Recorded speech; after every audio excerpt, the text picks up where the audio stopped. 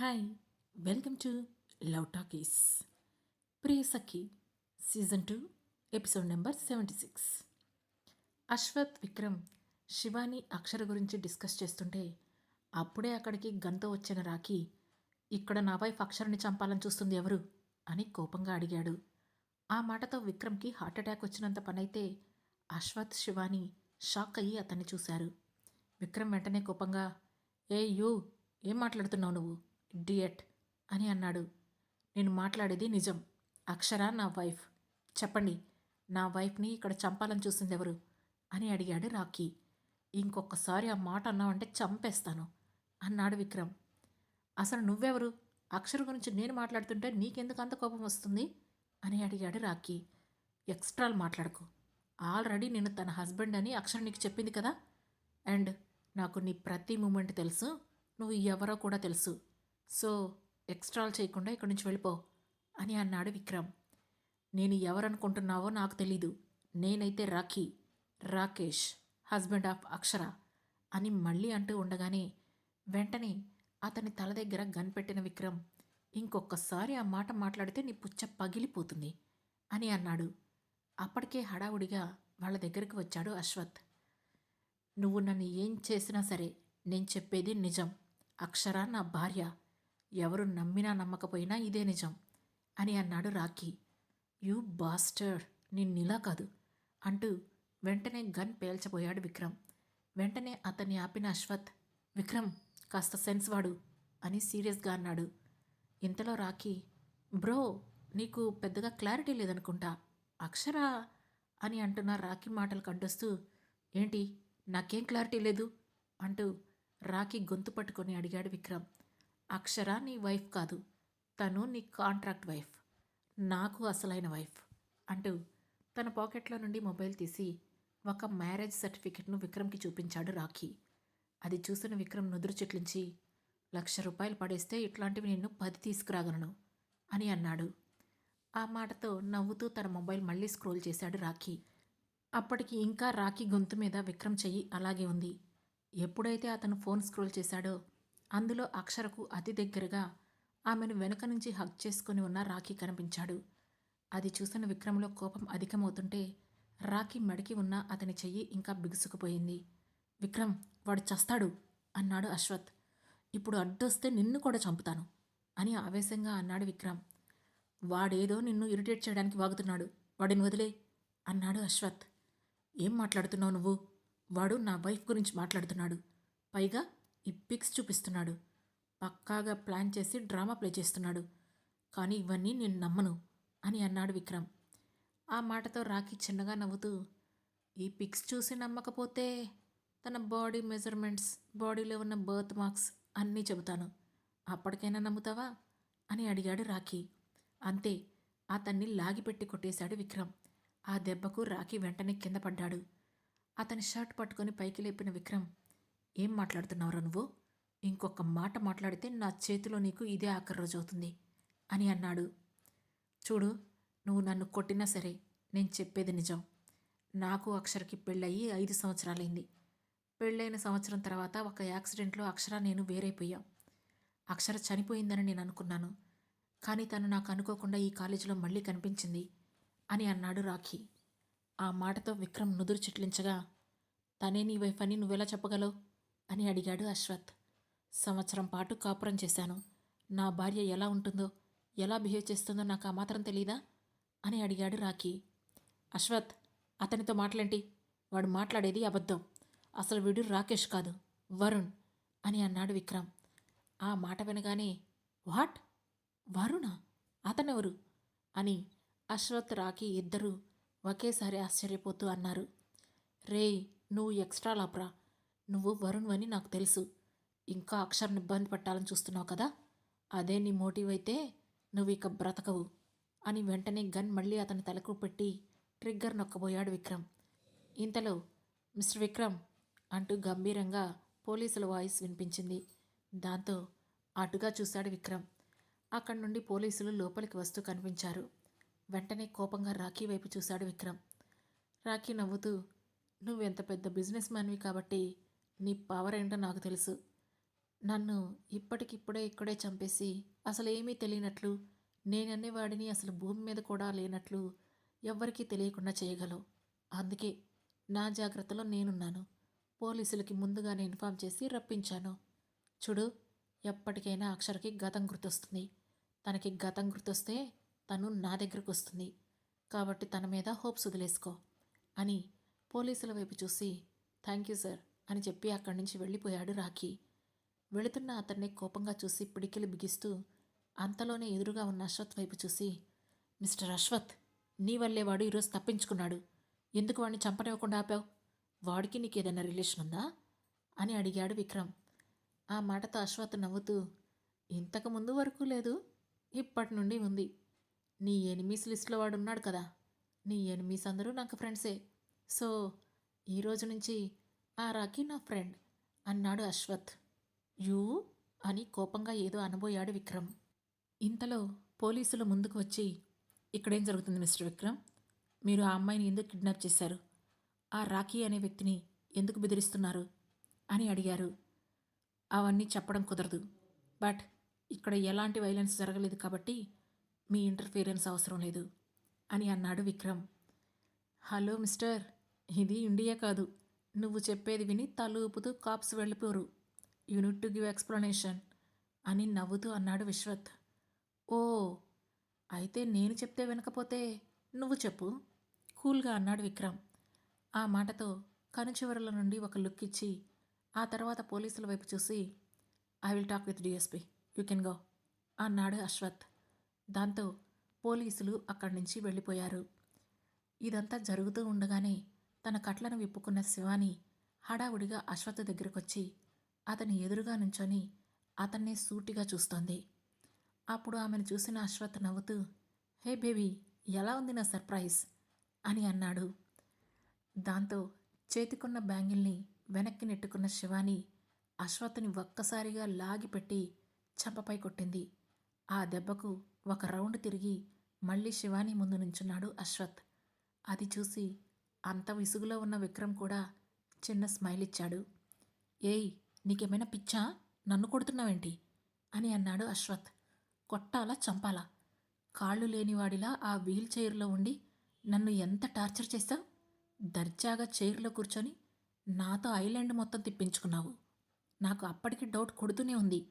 Bed మీద ఉన్నప్పుడు నీ కాళ్ళు మిషన్ కంటే వేగంగా పనిచేసేవి, కానీ నువ్వు మాత్రం మిషన్ లాంటి వీల్ చైర్లో ఉండేవాడివి అని పళ్ళు కొరుకుతూ అంది శివాని. ఆమె ఏం మాట్లాడుతుందో అర్థం చేసుకున్న విక్రమ్ చెవులు మూసుకుంటూ, ఓ గాడ్, వెయిట్ ఎ మినిట్ అని అశ్వత్ వైపు చూసి, లిజన్ అశ్వత్, నీ ముఖం చూసి ఇప్పుడు తనని వదిలేస్తున్నా. ఇకపై తను అక్షర జోలికి రావడానికి వీల్లేదు. కాదు అని వస్తే ఇక తనకు అదే లాస్ట్ బ్రీత్ అవుతుంది అని వార్నింగ్ టోన్లో అన్నాడు. ఆ మాటతో, తను మీ జోలికి రాదులే. ఇంకా ఏదో మూలన తనకు కోపం ఉంటే ఇప్పుడు దాన్ని కూడా కలిపి తీర్చుకోవడానికి ఆ రాఖీ ఉన్నాడు కదా. ఏమంటావు శివాని అన్నాడు అశ్వత్. అతని మాటని పట్టించుకోకుండా, లిజన్ విక్రమ్, నేను అక్షరని చంపాలనుకున్న మాట నిజమే. అది ఇంతకు ముందు. ఇప్పుడు నా మైండ్ చేంజ్ అయింది. నేను అక్షరను చంపడానికి ఇక్కడికి రాలేదు, తనను కలవడానికి వస్తున్నాను అంతే అని చెప్పింది శివాని. ఇప్పుడు అక్షరని కలవాల్సిన అవసరం నీకేముంది అని నుదురు చిట్లించి అడిగాడు విక్రమ్. తనతో నేను కొంచెం మాట్లాడాలి, మేము కొన్ని విషయాలు డిస్కస్ చేసుకోవాలి అని చెప్పింది శివాని. అక్కర్లేదు, నువ్వు అక్షర దరిదాపులకు కూడా రావడానికి వీల్లేదు. ఆల్రెడీ నీ ఫోటో నా సెక్యూరిటీ దగ్గరుంది. నువ్వు ఆ చుట్టుపక్కల కనిపించినా నిన్ను వెంటనే షూట్ చేసి చంపేస్తారు. ఆ తర్వాత నేనేం చేయలేను అని విసురుగా చెప్పిన విక్రమ్ అశ్వత్ వైపు చూసి, ఈసారి నీ గర్ల్ ఫ్రెండ్ని సేవ్ చేసుకున్నావు, బట్ తన నుండి అక్షరకు ఇంకేదైనా ప్రాబ్లం క్రియేట్ అవ్వాలి, తను అప్పుడు ఖచ్చితంగా నా చేతిలో చచ్చిపోతుంది అని చెప్పాడు విక్రమ్. ఓకే ఓకే, తన సంగతి నేను చూసుకుంటాలే, బట్ ఇప్పుడు నీ వైఫ్ని ఎలా సేవ్ చేసుకుంటావో నాకు కూడా చూడాలనుంది అని వెటకారంగా అన్నాడు అశ్వత్. ముందు ధీరజ్కి కావలసిన మెడిసిన్ తయారు చేయి, ఆ తర్వాత నేను నా వైఫ్ని ఎలా సేవ్ చేసుకుంటానో చూడొచ్చు అని చిరాగ్గా చెప్పి అక్కడి నుండి వెళ్ళిపోయాడు విక్రమ్. వెళుతున్న అతన్నే చూస్తూ ఇప్పుడు నేను అక్షర్ని ఎలా కలవాలి అని థింక్ చేస్తూ ఉండిపోయింది శివాని. అప్పుడే వెనక నుండి ఆమెను హగ్ చేసుకున్న అశ్వత్ ఆమె మెడవంపులో ముద్దు పెడుతుంటే ఇంతకు ముందులా అతని మాయలోకి పడిపోకుండా వెంటనే తన మోచేత్తో అతనికి వక్కటిచ్చింది శివాని. దాంతో ఏంటి నా మీద మ్యాన్ హ్యాండ్లింగ్ చేస్తున్నావు అని అడిగాడు అశ్వత్.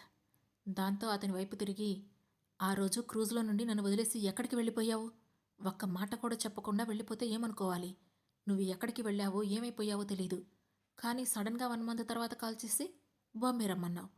అక్కడికొస్తే కనీసం కనిపించకుండా నీకు కావాల్సింది తీసుకొని నన్ను వదిలేసి వెళ్ళిపోయావు. అసలు నీ గురించి నువ్వేమనుకుంటున్నావు? ఇలా వస్తావు, అలా మాయమవుతావు. నీకు కావాల్సింది మాత్రం తీసేసుకుంటున్నావు. నేను మనిషిని అనుకుంటున్నావా లేక మిషన్ అనుకుంటున్నావా? అసలు నీకు కాళ్ళు లేవని ఐలాండ్లో ఎంత డ్రామా చేశావు అని విసుగ్గా అంది Shivani. Oh my cute little darling, ఇన్ని ప్రశ్నలు ఒకేసారి వేస్తే ఎలా బేబీ అని అన్నాడు అశ్వత్. చూడు, ఈ మాటలతో నన్ను మాయ చేయకు. ముందు నువ్వు అని శివాని ఇంకా ఏదో మాట్లాడబోతుంటే మనం పెళ్లి చేసుకుందామా అని సడన్గా అడిగాడు అశ్వత్. ఆ మాటతో షాక్ అవుతూ వాట్, పెళ్ళా? నేను నేను నిన్నెందుకు పెళ్లి చేసుకుంటాను అని తడబడుతూ అడిగింది శివాని. ఎందుకంటే 1 2 3 అని ఏవో లెక్కలు వేసి మొన్న హోటల్ రూమ్తో కలిపి మొత్తం 54 టైమ్స్ మనిద్దరం బెడ్ షేర్ చేసుకున్నాం. సో అందుకోసం మనం పెళ్లి చేసుకోవాలి అని అన్నాడు అశ్వత్. ఆ మాటతో వాట్, 54 టైమ్స్ ఏంటి? నేను అక్కడ ఉంది 30 డేసే కదా అని ఉక్రోషంగా అంది శివాని. ఆ మాటతో ముసిముసిగా నవ్వుతూ యాక్చువల్లీ అప్పుడప్పుడు 2 టైమ్స్ అని భుజాలు ఎగరేశాడు అశ్వత్. అతనేం మాట్లాడుతున్నాడో తనేం మాట్లాడుతుందో అప్పటికి కానీ అర్థం కాని శివాని వెంటనే అతన్ని కొట్టడానికి మళ్ళీ చెయ్యెత్తింది. ఆమె ఎత్తిన చేతిని అలానే లాగేసి వెనక్కి తిప్పి మరో చేత్తో ఆమెను గట్టిగా హాక్ చేసుకున్న అశ్వత్ ఆమె చెవి వెనుక చిరుముద్దు ఇచ్చాడు. ఆ ముద్దుతో సీరియస్గా అతన్ని చూసింది శివాని. ఇక వెళ్దామా లేదంటే ఈరోజు ఇక్కడే ఉంటావా? ఇక్కడ లొకేషన్ కూడా బాగానే ఉంది, కావాలంటే ఇక్కడ కూడా ఒకసారి ట్రై చేయొచ్చు అని చుట్టూ చూస్తూ అన్నాడు అశ్వత్. స్టాప్ ఇట్ అశ్వత్, ఇక నీ టీజింగ్ చాలు. నేను అక్షరను కలవాలి. నువ్వేమైనా హెల్ప్ చేయగలవా అని అడిగింది శివాని. ఏ, తనని ఖచ్చితంగా చంపాల్సిందేనా? చెప్పు. నువ్వు చంపాల్సిందే అంటే ఒక 10 డేస్ తర్వాత మెడిసిన్ కోసం తనే నన్ను మీట్ అవడానికి వస్తుంది, అప్పుడు చంపేయచ్చు అని అన్నాడు అశ్వత్. ఆ మాటతో అర్థం కానట్లు షాకింగ్గా చూసింది శివాని. ఏంటలా చూస్తున్నావు? నిజమే చెప్తున్నా.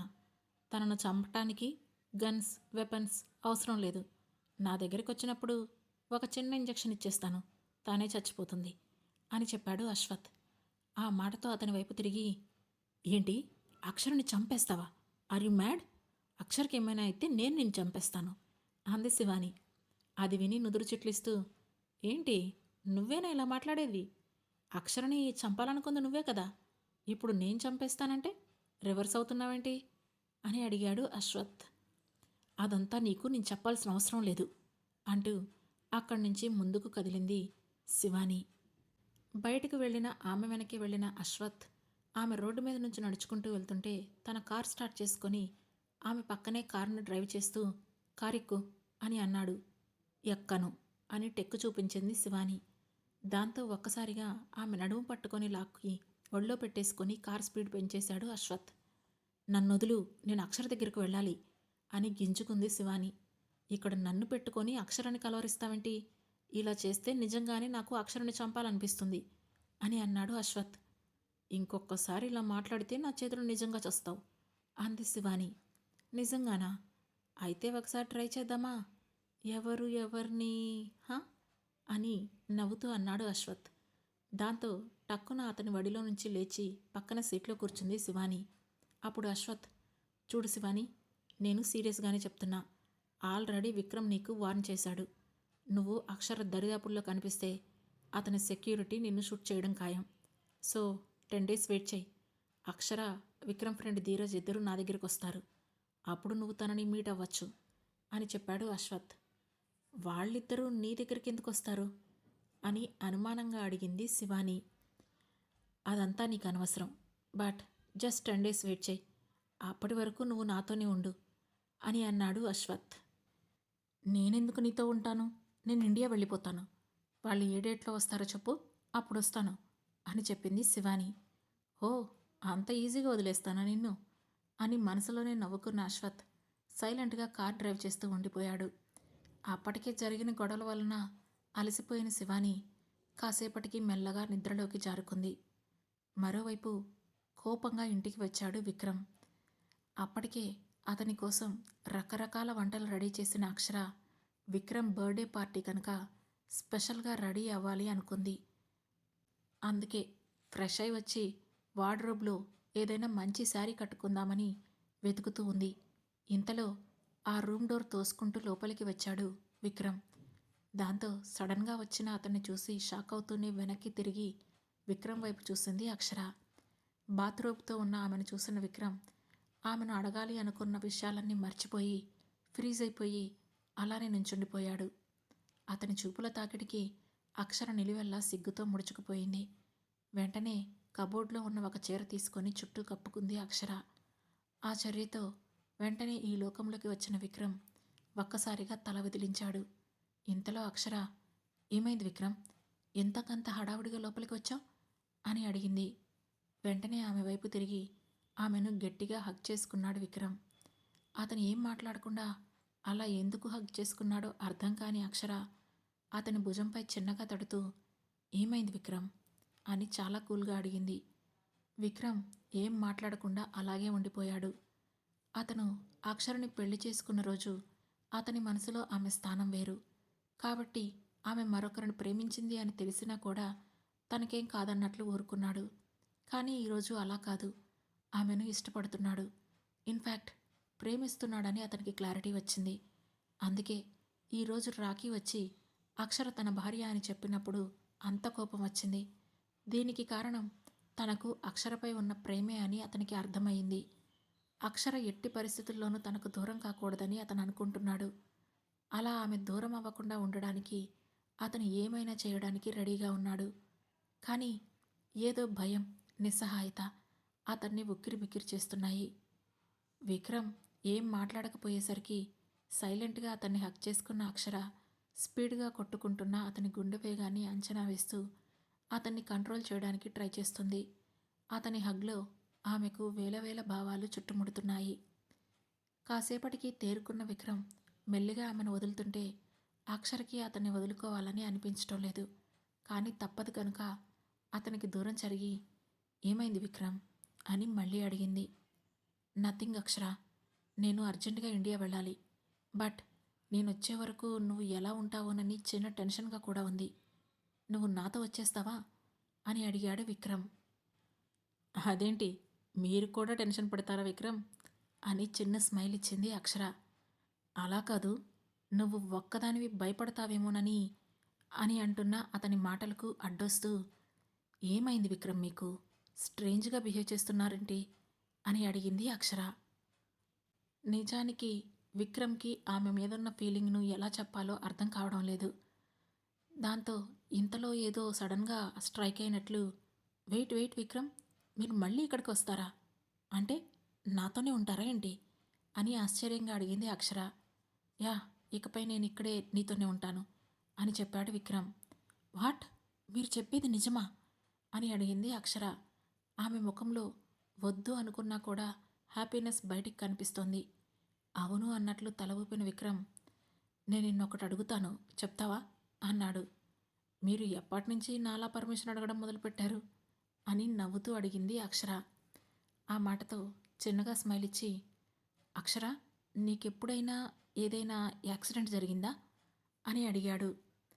ఆ మాట విన్న అక్షర అతను ఆ ప్రశ్న తనను ఎందుకు అలా అడుగుతున్నాడో అర్థం కాక అయోమయంగా చూసింది. చెప్పక్షర, నీకెప్పుడైనా ఏదైనా మేజర్ యాక్సిడెంట్ అయిందా అని అడిగాడు విక్రమ్. నిజానికి రాఖీ మాటల మీద అతనికి ఎలాంటి నమ్మకం లేదు. అతని ఇన్వెస్టిగేషన్లో అప్పటికే వరుణే రాఖీ అనే డౌట్స్ కూడా వెలువడుతున్నాయి. కానీ రాఖీ బుల్లెట్కి కూడా భయపడకుండా అక్షర తన భార్య అని చెప్పేసరికి ఏదో ఒక మూల అక్షర, రాఖీ, వరుణ్ వేరువేరేమో, నిజంగానే రాఖీతో అక్షరకు పరిచయం ఉందేమో అని డౌట్ కలుగుతుంది. అందుకే జస్ట్ ఒకసారి అక్షర దగ్గర క్లారిటీ తీసుకుంటే అప్పుడు రాఖీ సంగతి చూడొచ్చని అనుకుంటున్నాడు విక్రమ్. అందుకే అక్షరను ఆ ప్రశ్న అడిగాడు. విక్రమ్ అడిగిన ప్రశ్నకు అక్షర కాసేపు ఆలోచించి, హా విక్రమ్, నాకు యాక్సిడెంట్ జరిగింది అని చెప్పింది. ఆ మాట విన్న విక్రమ్ ఒక్కసారిగా షాక్ అయ్యాడు. ఆ తర్వాత ఏం జరగబోతుంది? నిజంగానే రాఖీ వరుణ్ వేర్వేరా? అక్షర రాఖీ భార్యగా ఉండేదా? ఈ ప్రశ్నలకు సమాధానాలు తెలుసుకోవాలనుకుంటే వెంటనే మన లవ్ టాకీస్ ఛానల్ను సబ్స్క్రైబ్ చేసుకొని ప్రియసఖి సిరీస్లోని నెక్స్ట్ ఎపిసోడ్ను వినండి. మా ఈ కథలు మీకు నచ్చినట్లయితే లైక్ చేసి, షేర్ చేసి, కమెంట్ చేసి, హై పాయింట్స్ కూడా ఇచ్చి మమ్మల్ని సపోర్ట్ చేయండి. Thank you. Thanks for watching.